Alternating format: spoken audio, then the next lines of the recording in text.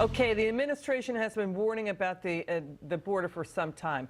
We're going to hit that story. We've got news coming up. We do want to take you to a separate story. We're talking North Korea. It's now showing the world how easy it is to ramp up its nukes again. New satellite images show that North Korea now has a missile launch site that's ready to go, back to normal operating status. And just yesterday, President Trump said he would be very disappointed if those reports on this were true. Joining us now, we welcome to the show Olivia Enos, a specialist in national security and foreign policy at the Heritage Foundation. Olivia, great to see you. Thank you for having me. Now, what exactly do these images show? How big is the threat?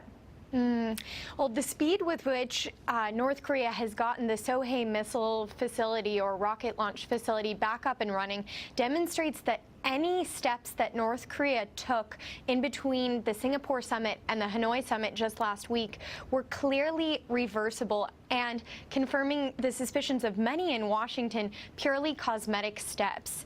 This is extremely concerning because it went from a facility that was largely unusable to now very easily reusable. And this facility is able to test, in particular, North Korea's space capabilities. But this type of testing can also be used for North Korea to refine its missile testing in the future, which is highly concerning.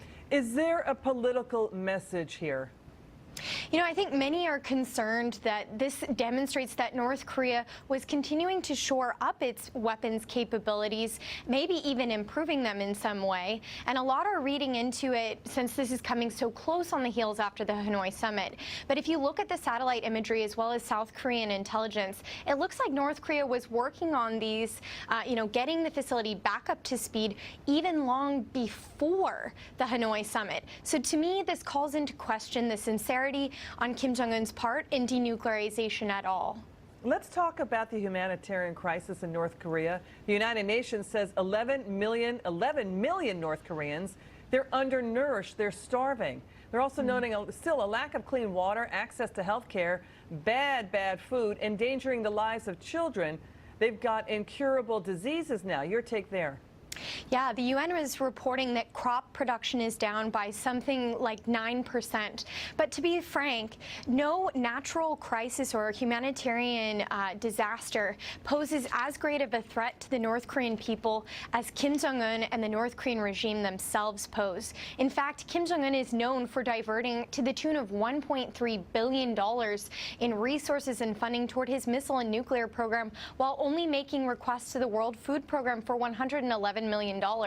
It's clear that the regime could feed their people, but they choose not to. And this reveals yet again that the Kim regime is a brutal regime that cares nothing for its people. We have to hold them account for that. Great information, and we love your perspective on this, Olivia, and your expertise. Olivia Enos of the Heritage Foundation, thank you so much for coming on. I appreciate it. Thank you for having me.